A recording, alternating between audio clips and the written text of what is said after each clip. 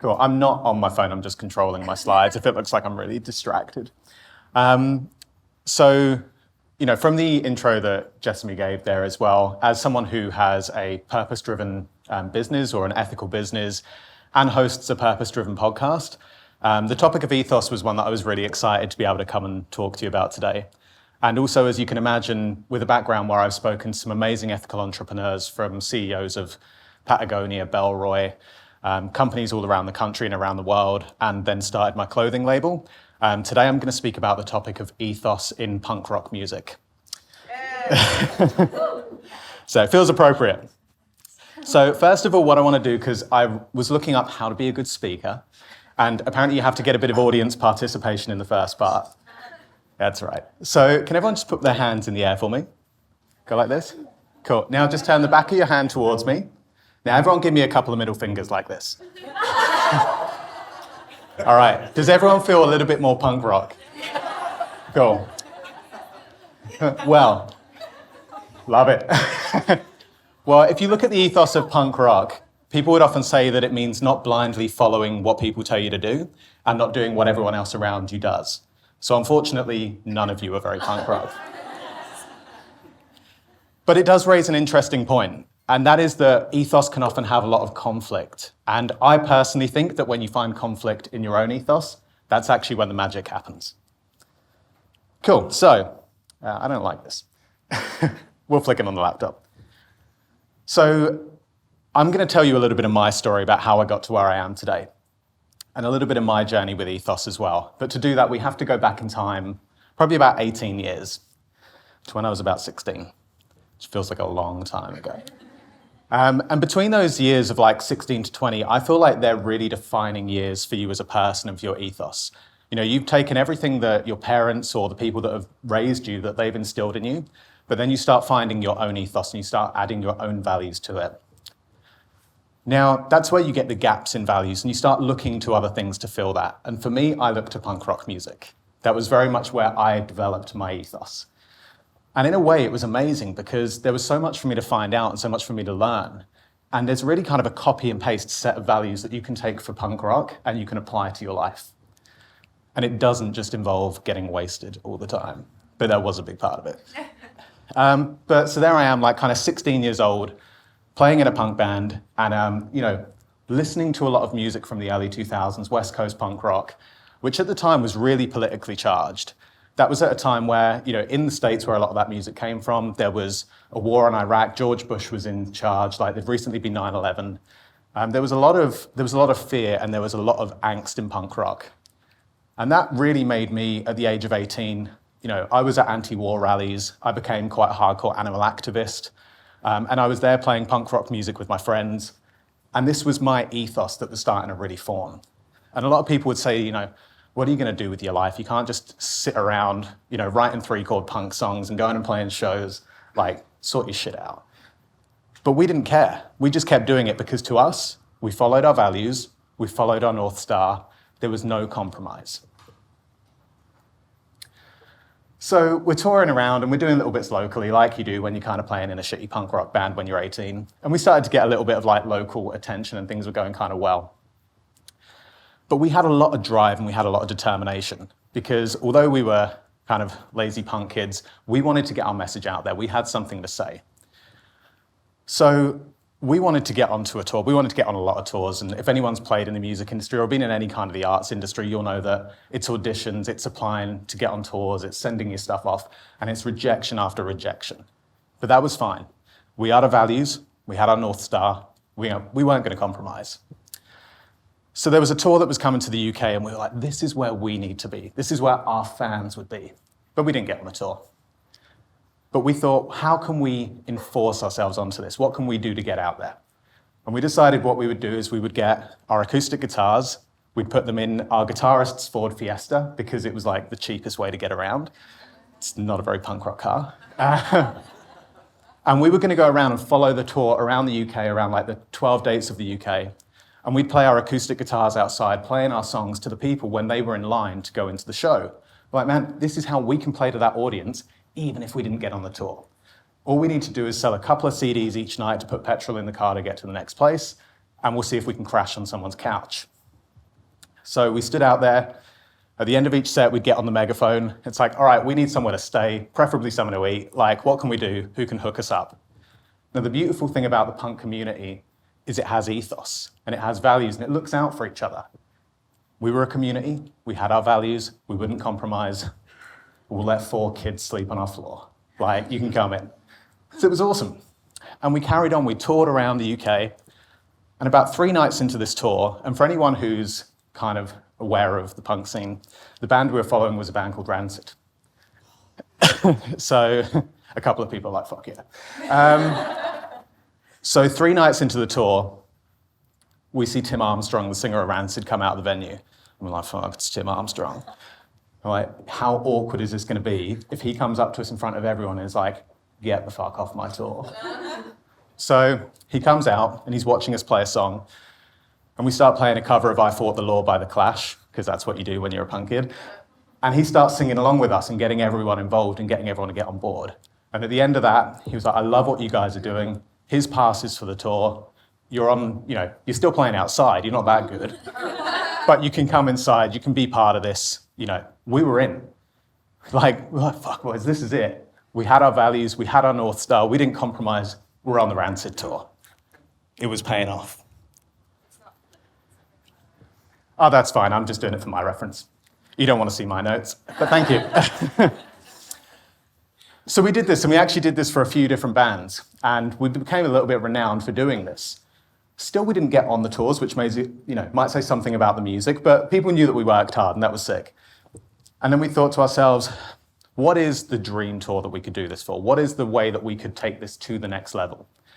And as I said, early 2000s punk rock, kids growing up on a south coast town in England, there was only one tour in the world that we wanted to do this for, and that was the Vans Warped Tour that went all the way across America.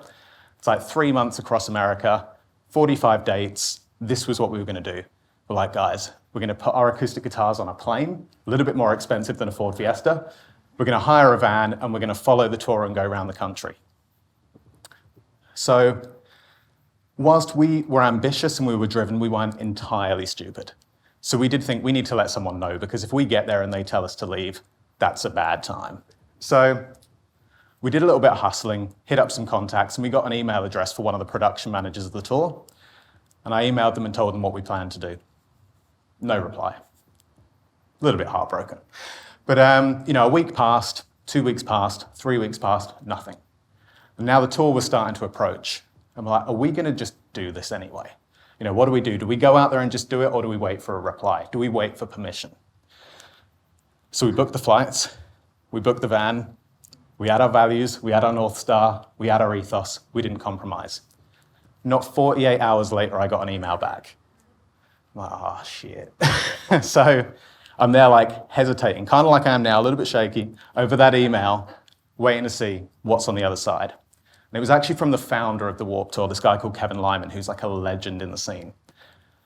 And I was like, guys, really love what you're doing, really appreciate it. But actually, we have loads of bands come and do this every year outside the tour. We're like, oh man, we thought we were like the original ones. He's like, I can't have another band. We actually book this on properly. We can't just let you come and do it. But considering you were willing to do it from the UK, we'd actually like to invite you on the tour properly. We're like, fuck, boys. We had our values, we had our North Star, we did not compromise, we're going to Warped Tour. This was amazing. So for 3 years, we did that tour every summer. We toured around, we made amazing connections, we played in front of hundreds, thousands of people. It was literally the best time of my life. But after 3 or 4 years, it was over. And the reason I'm telling you all of this today and telling you my story of being in a punk band and why this connects is because I thought about what can I talk about in terms of ethos. All these people I've spoken to from ethical businesses, what can I impart? But the reality is it's unique. For every single person here, your ethos and your values comes from a really unknown place. So what I would like you to take away from it, though, is how important it is to know what your ethos is. For us, we knew that every step of the way. That was how we made these decisions. And just quickly as well, another little bit of participation, is how many people think they could, if pushed and you have to come up here, could talk about what Patagonia's ethos is as a company. A few people do. How many people feel like if they had to come and stand up here, they could say what their own ethos is? Maybe a couple more, but still not many. I find that a bit sad. Well, not sad, a bit worrying. That we can attach onto a company's ethos or a music scene's ethos, but we don't necessarily know our own. So I had the ethos of punk rock, and like I said, I kind of copy and pasted a lot of that and applied that to my life. But I hadn't spent that much time developing my own set of values, really defining what my ethos was. I'd taken it from the bands that I admired and the scene that I loved. And that's why when something can get taken from underneath you and you don't have your own ethos, things can get pretty questionable pretty quickly. So, 3 years into the tour, we've been having the time of our lives. Not 3 years on the tour, that would have been brutal. Like, we did other stuff in between. And we were actually out on the tour. There's like 100 bands on this tour, and there was another English band out there as well. And they were okay. They were all right. They were doing way better than us, but I thought they were okay. I honestly didn't really see the appeal, didn't think they were great live. I thought we were better, all right, whatever. But apparently other people didn't. But they came up to me at the end of the tour and they said, hey, we know you're the front man and the singer of your band, which, as you can tell, I quite enjoy being the center of attention, so that was my role. And they're like, but we would like you to join our band because our bassist is leaving and we'd like you to come and join our band. I was like, man, these guys have just signed to a pretty big record label. They've got the same management company as Iron Maiden. They've got the same publishing agent as Green Day. Like, these guys are on the next level, and they've asked me to join. I was torn, man. They said, you've got 2 weeks. 2 weeks from when this tour ends, you need to let us know, otherwise we're going to have to look elsewhere because we've got stuff coming up. So I went home. I didn't tell the guys in my band that I'd had this offer, which, looking back now, feels kind of shitty. But I went home and I spoke to my family, I spoke to my friends, I even spoke to people in other bands that I'd met along the way and asked them what they thought I should do. But looking back, I was looking in the wrong place. I wasn't asking myself, I wasn't comparing it to my values, because in punk rock, there wasn't something, there was what to do in terms of if people are being racist or bigots, or if people are going out there and, being violent towards other people. There was a rule set for that.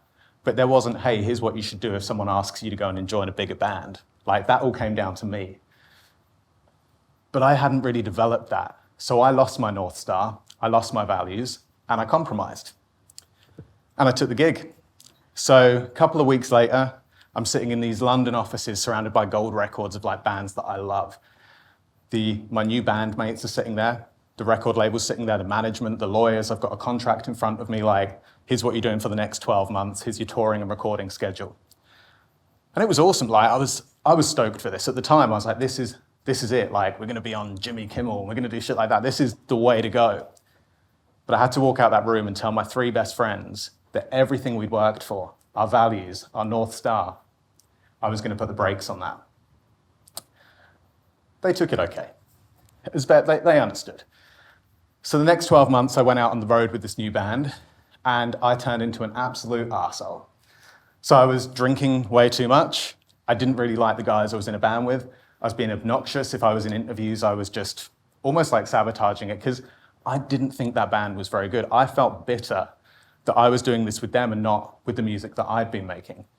And without purpose, I found that if you take something that is your art or is your creativity or something you have passion for, and you turn that to a job on someone else's terms, it very quickly is a miserable place to be in. So I was living in the US at the time, and I got a phone call, and they were like, hey man, you need to get back to the UK as quick as possible. We've got a photo shoot, like with Corrales, some magazine in the UK. They're like, you need to get back for this as quick as possible. So I'm like, all right, said goodbye to my cat, my girlfriend at the time, got on a plane and went back to the UK. I hadn't been home for like more than 45 minutes when I got a call, and it was the same crew, the bandmates, the label, the manager, the lawyer. I was out, I was done. Kicked out of the band. But that was it. Now, very quickly, I realized that I didn't have my band, I didn't have this new band, I didn't have this punk rock community around me. I'd lost all of these values that I'd been living by for like 8 or 9 years now. I had to really find something new. I had to find myself. I actually now had to look introspectively and figure out what I was going to do. And it was a really interesting time, and it was a time that I valued a lot. I was definitely pretty down. It definitely sucked. But, I moved to London and I got a real job. which was actually working for an animal rights organization. So it was still pretty good. But I had to rebuild my ethos. But this time it was different because I didn't copy and paste one from somewhere else. I had to build it up brick by brick. I had to think, what does this mean to me? How does this apply? And it actually taught me to really look at every decision I was making and think, if this comes crashing down or if this gets put into question, how am I going to respond to this? What do I believe in now? I had to reinstate my values, reinstate my North Star, and find what I would and wouldn't compromise on. So for the next 5 years, I actually started working in marketing, I started working in not-for-profit, and started rebuilding that ethos in different directions. And it was interesting because without the restriction of the rules and regulations of punk, which is weirdly something that for a fuck you attitude has got a lot of rules. You know, your mohawk has to be the right color. But, you know, I started finding new elements of this and then moved to Melbourne in the process of this as well. I got a new job. And then I actually started working in a marketing agency and a development agency and actually spent some time working in here as well and around the Commons. And I became work obsessed. I started chasing bonuses, going to client meetings, pitching for the biggest projects I could. I became totally coming out the other side and got really into entrepreneurship and really into business. And this is where I started finding new sets of values. You know, instead of listening to the punk rock of, you know, instead of listening to Joe Strummer, I was looking at Elon Musk. I was like, where can I get my inspiration from now? And weirdly, I started to come too far out the other side. I started chasing money. I started chasing power. I started chasing the attention and things like that. And then I found that I had real conflicts in my ethos because, of course, I never really shook the values that I'd grown up with, touring around and living in a van and doing it with my friends. And now I felt like I was becoming something that I wouldn't have valued when I was younger, which I think happens to a lot of people. You know, the 16-year-old you might look at the 35-year-old you and feel that you've made some questionable decisions. So now I found myself confused by my values. Like, there was clouds in the way of my North Star. I wasn't sure what I was doing anymore. And I came to the conclusion that there was something wrong with me because my ethos was at two polarizing ends of the spectrum. I was punk rock, but I was an entrepreneur. I wanted to live in a van, but I wanted to live in a mansion. Like, it was pulling me in different directions. And that's when I realized that this was actually the most valuable lesson of all. And that's that when you find you've got your conflict in your ethos, not your compromise, but your conflict, things pulling you in different directions, that's not something you can get from copying and pasting an ethos from an artist or a celebrity or an entrepreneur on Instagram. It means that you're finding your true value. It means that you're finding the things that mean something to you and have only come from your personal experiences. So then I started to accept that. And there were times where I thought, well, how can I be an entrepreneur? Because, you know, I'm not one of these guys who jumps up and says, man, when I was 6 years old, I had a lemonade stand.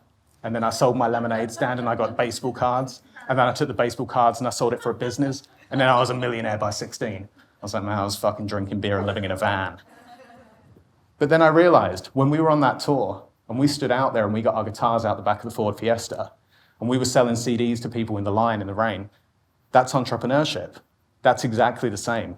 I was selling, I was hustling, I was doing all the good things. And then I started to look at the other side and I'm like, but what about the love for business and the love for making money? I thought, well, really, I want to take business, but I want to do it better. I want to start an ethical fashion label. I want to speak to people who have started amazing businesses that put their purpose in front of their profit. And I realized that these weren't hindrances to my values. These were actually unique to me, and they were the pathway to my success. They weren't the stoppers for my success. And then this really is what I found at the end of it, is that when you feel your values conflicting, that's where you're creating your own values. And every person in this room has come from a unique background, has come from a unique story that has set brick by brick by brick their own set of values. When we're younger, we might have copy and pasted what we thought from something else and from a subculture. But now we're actually building our own and developing our own. And when you have that in place, and when you've got that moment where you feel that you're getting pulled in multiple directions, that's when you're actually onto something good. That's where the magic is. Because that's when you'll land on a set of values that I won't have, or my wife won't have, or Mikey won't have. Like, these are your values, and nobody else can get to that point because they haven't had your journey. So the great thing about this is then when you get a tough decision like, should you ditch your mates and join a new band? Or should you take that job? Or, should you move to a different area? Whatever it is you want to do. if you know your values and you've reflected on your ethos, then whether the decision goes right or wrong, it doesn't matter. Because you can always say, I followed my values, I followed my North Star, I didn't compromise. And that's ethos. Thanks, guys. Process or tools that you use to write down your values and goals and try to take steps to get towards them? I do. It's two things. That was actually something I was going to talk a little bit about, is the difference between values and goals. For me, my process for setting goals, which you can hear more about on the Imposter Syndrome Club podcast, because I've actually talked about that there, is I write my goals every day or every night. And it comes into how I schedule my time and things like that. But I put my goals and I talk about my goals as if they're what I actually do. So I don't write my goals as in I'd like to do this. I write my goals as in I do this. I have 500 episodes of my podcast. I have 1 million monthly listeners. Because if I write that and it seems a stretch, but it seems attainable, then I know that that's me living towards something and going towards it. Values is harder. Values is what I think about when I go for a walk for 45 minutes every morning. That's where I kind of reflect on the things that I did. And I personally, I'm not a good person for reflecting on stuff. I'm not the kind of person that walks away from a conversation and thinks, I wish I'd said that differently. So I force myself to do that because that's where I sometimes have to think. Sorry, getting a bit of feedback. Thanks, mate. I'll let him do it. Yeah, so that's where I have to actually proactively think about, what have I done in the last 3, 6, 12 months and assess, am I happy with that? If I had to stand here and tell you all the things I've done in that time, does that feel right? And a lot of the time as well, I do break it down as well as what are my values in terms of my relationships, my family and friends, what's important to me there? What are my values within work? What's my values within my hobbies and activities I do? And how does that intersperse? So when I go and play ice hockey with mates, what's the value I want to take with me? Well, it doesn't matter if I'm the best, it matters that I show up and give 100%, and I know that that's a value. So it's just kind of reflecting, does it work in each part of my life? And if so, then I know it's probably a core value. Thanks, mate. I haven't told you this, but I started doing that since we recorded the podcast, writing down my Nice. future test. Game changed. Yeah. There you go. Any other questions for Tony? Hey, mate. Sorry, at the back bit. I've got a few questions. Oh, okay. What contemporary movements do you think are as ethically inspiring today as the punk movement? What is your favorite punk band? Do you think there is a correlation between values and privilege? Oh, wow. Cool questions. All right, I'm going to start with the easy one. Favorite punk band?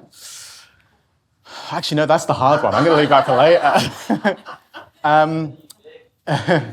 All right, favorite punk bands. I love The Clash. I love Anti-Flag. Yeah, I have to say The Clash. I'm English, but I love Anti-Flag as well. I think they're really good politically charged punk rock, and I love Rancid as well. They're probably my top 3.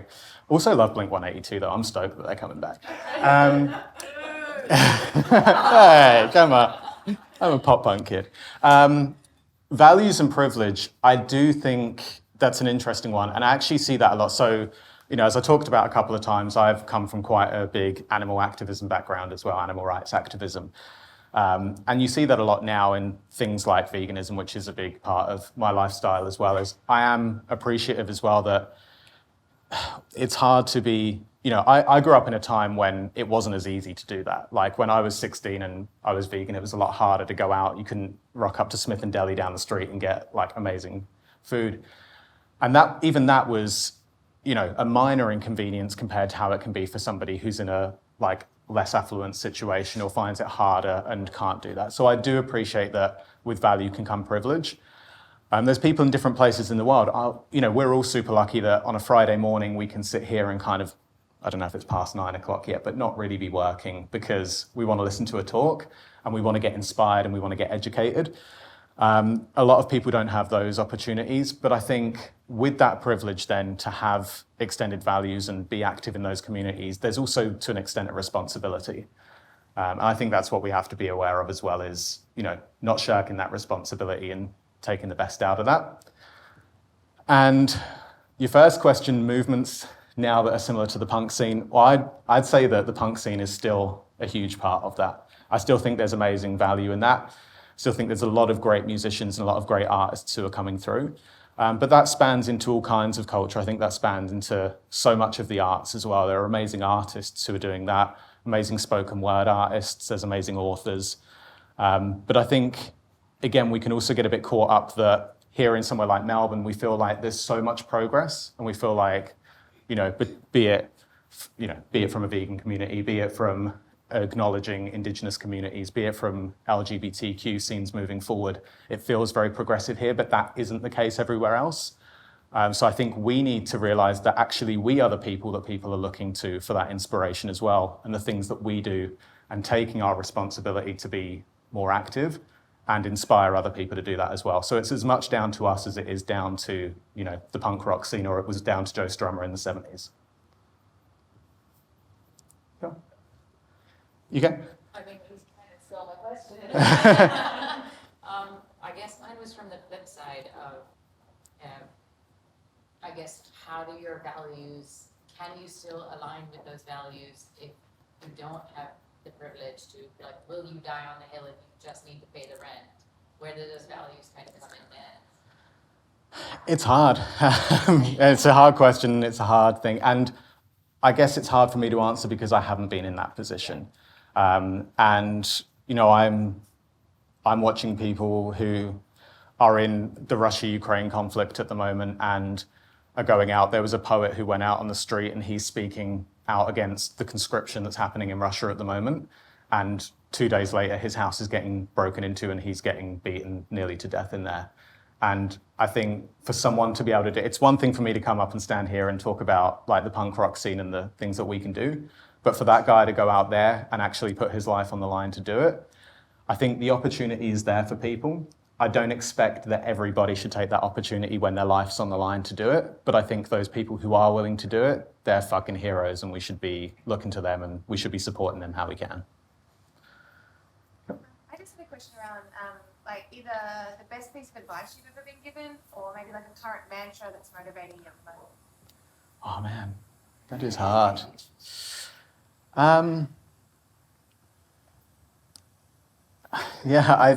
That is a really tough one because there's so much to it. I think the best piece of advice is, I actually think the best piece of advice is something that I've lived by for a long time. It's been half me, like I've started business now, started my own business, doing my own thing. And some of you might have seen it, but it really resonated with me. Sometimes you see someone that's just at the right time. And it was actually Jim Carrey giving a speech where he was telling his story about when, and I'll butcher it terribly, so I recommend looking it up. But he's talking about how his dad sacrificed all his life and he did things that he didn't want to do, and he took jobs that he didn't want to work. And he, made a lot of sacrifice for his family. And he knew it wouldn't be happy, but he knew it would make him money and he knew it would pay off. But in the end, he lost his job. And the lesson that Jim Carrey learned from that was essentially shit can go wrong, even if you do the thing that you think is the path or is the right path to go. He's like, you might as well do what you love, because in either case, shit can go wrong. So you might as well have it go wrong doing something that you love. And I think that's pretty much where I find myself at the moment. Cool. Any more? Oh, thanks everyone. To end it on, I think, Tony. Yeah, love it. With a bit of Jim Carrey wisdom. Who'd have thought? Thank you.